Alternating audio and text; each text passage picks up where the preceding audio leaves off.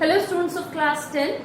The other day we had started the poem Snail, and we have done the 3 stanzas where we have seen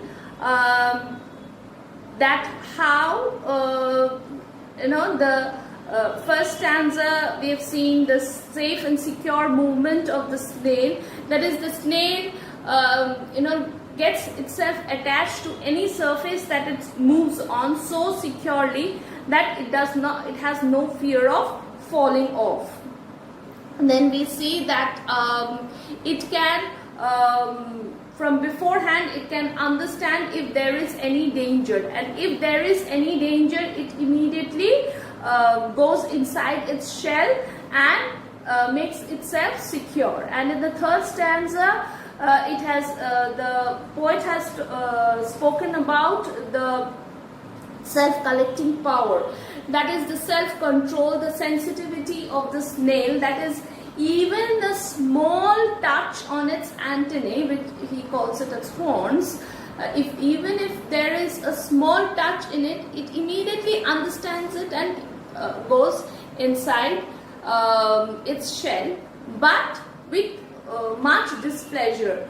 That is, it gets very annoyed because it has been disturbed, because it generally likes to be by its own self. And that is what we are going to read in the last stanza. Wherever he dwells alone, except himself has shackles none, well satisfied to be his own whole treasure. That is, it is saying that in the previous stanza, the poet says that the snail is very annoyed at being disturbed, while he clarifies it in the next stanza itself. Wherever he dwells alone. The word dwells means lives. Okay, so wherever he lives alone. That is, he is a loner. He does not need anybody. He can live all by himself.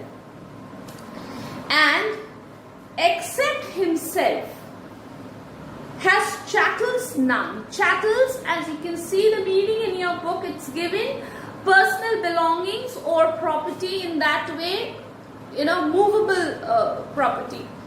So he does not have any other belongings along with him. So he lives alone, and he likes it that way. Except himself has chattels none, well satisfied to be his own whole treasure. That is, he lives alone. He is a loner. He lives like a hermit. Hermit means a sage or rishi who lives all alone, because in the same way the snail also lives all alone, and it likes it that way. It does not want anybody to disturb him, and it is self-sufficient to live all alone, and it also knows how to protect itself. Now, what we can understand from this poem is that the poet has tried to taken according to us a very insignificant creature like a snail, but his close observation shows us that maybe a snail is not a very significant creature, but it shows us that how self-sufficient it is. Okay, and it does not want anybody to live with him, and its movement is very secure. That is, it can it's very confident of itself, and the attitude of the snail. And another very important thing is that it can take care of its own safety and security, and it can gather its own food. So through this poem, the poet is actually pointing out to us that how though it's a very small creature, how self-sufficient it can be. So that is about the poem, and that is what we have seen about the private world of the snail. Now, some of the short answer questions could be: when does the snail hide in the house? That is, whenever it smells any impending danger,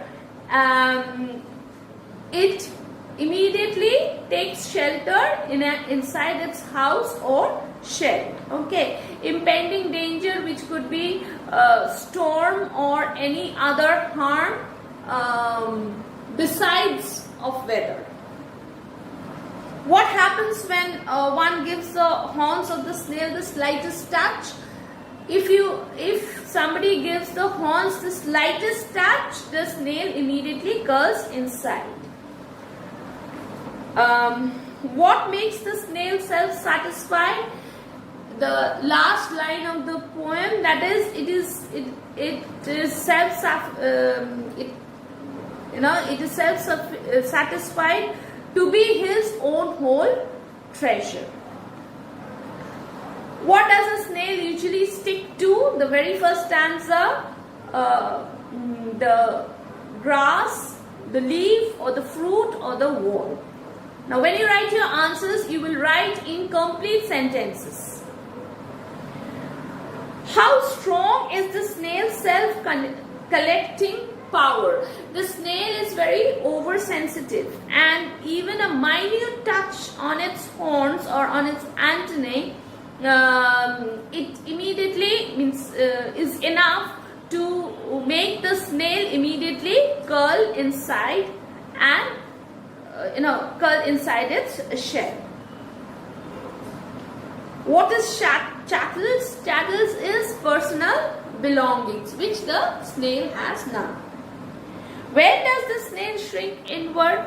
I have already discussed when there is any danger, when imminent danger betides. Betides, I told you, it comes, happens, whatever. What displeases the snail? Yes, what displeases the snail? Whenever its horns are touched, okay, the snail is very annoyed, and this displeases him. Even the smallest touch on its horns. What type of life does a snail lead? As I told you, the snail leads a very self-sufficient life. Okay, it can gather its own food, it can make itself secure, everything it can do on its own. How does the snail dwell? It dwells all alone. It does not need, it is very happy to be its own self. It lives like a hermit, and it dwells all alone. What is the snail's treasure?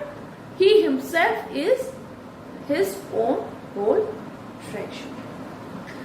So these are the short questions. I have already discussed them. Okay. I think you have understood whatever I have said about the poem. Please go through the poem properly. Write the answers clearly in your notebooks. Thank you, students. Thank you.